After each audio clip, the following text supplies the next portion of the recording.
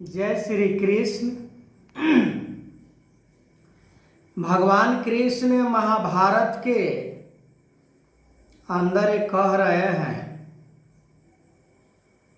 कि मैं धर्म को रक्षा करने के लिए,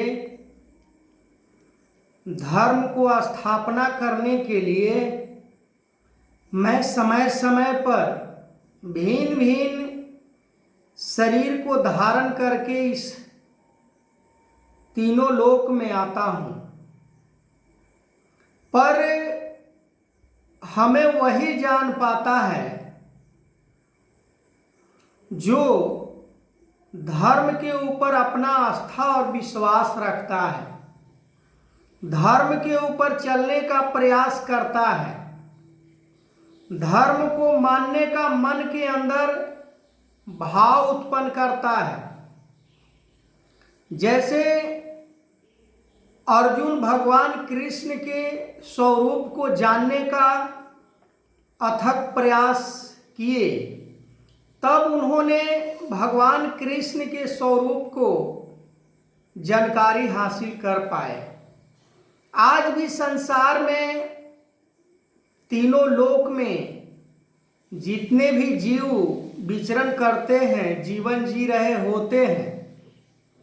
पर उनमें से कुछ ही लोग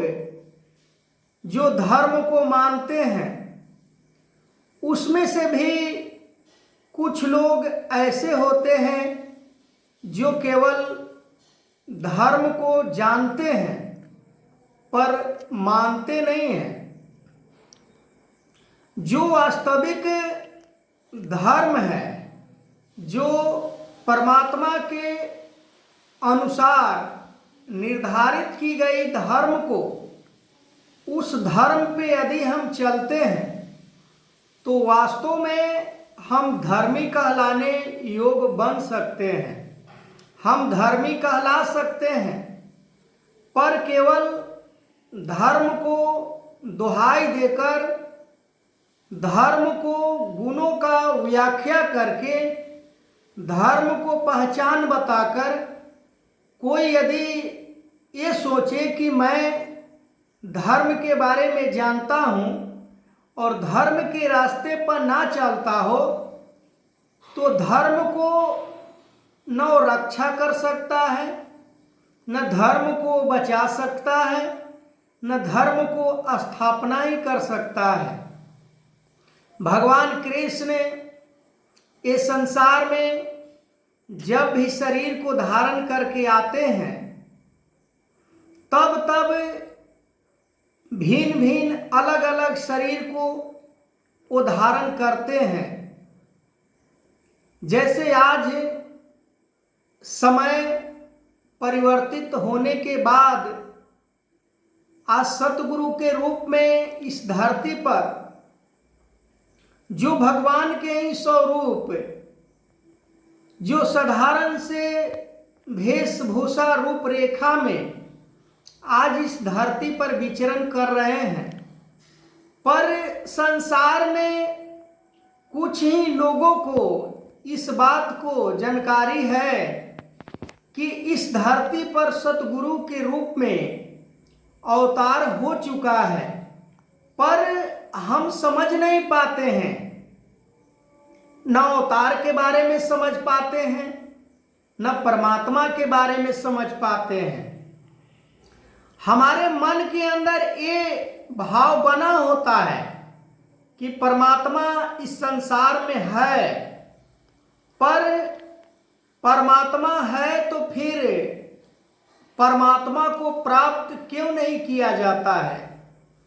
केवल परमात्मा को नुमाइंदगी की जाती है, परमात्मा को केवल नामों से उच्चारण की जाती है, परमात्मा को केवल उल्लेख किया जाता है,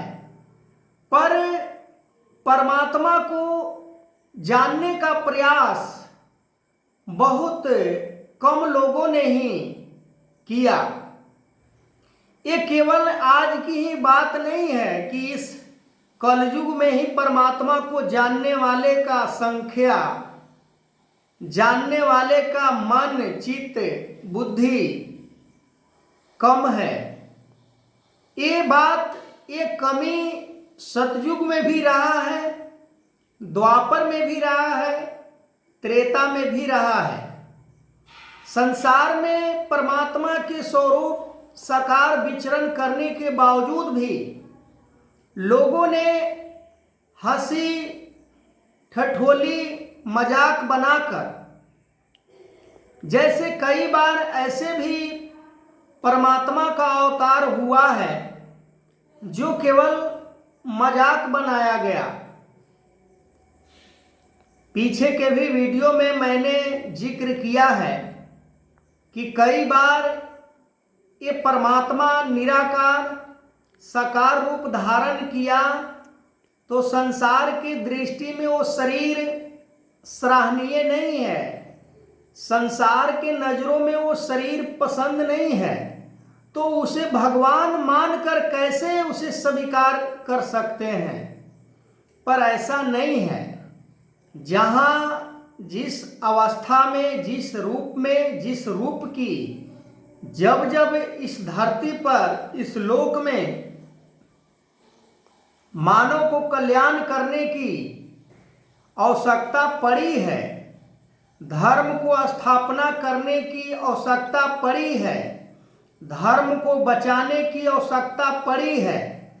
तब तब वो शरीर को धारण करते हैं।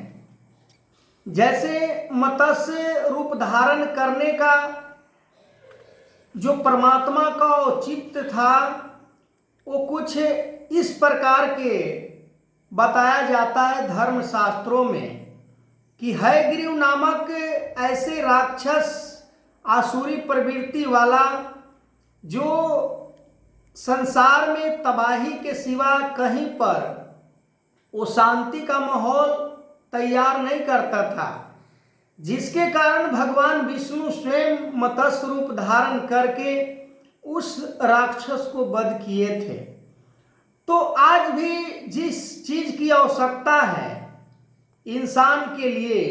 मानवता के लिए, धर्म के लिए, वो आज समय के सतगुरु लेकर इस धरती पर विचरण कर रहे हैं। जैसे रामायण के अंदर एक दोहा के रूप में जिक्र हुआ है कि कलयुग केवल नाम आधारा, सुमिर सुमिर नर उतरहु पारा, कि कलयुग में परमात्मा को नाम मात्र लेने से ही पार उतारा हुआ जा सकता है। पर वो कौन सा नाम हमें लेना है? जैसे सतयुग में, द्वापर त्रेता में जो नाम, जिस नाम की आवश्यकता थी, जिस नाम को रटन से परमात्मा की प्राप्ति की जा रही थी, वही नाम को आज लेने से हमें प्राप्त नहीं हो जाएगा। आज समय बदल गया। आज इस कलयुग में अलग प्रोजेक्ट के रूप में, नाम के रूप में यहाँ आया है, तो हमें इस नाम को रटन करना पड़ेगा। आगे मैं वीडियो को कंटिन्यू करूँगा और बताऊँगा। तब तक के लिए जय श्री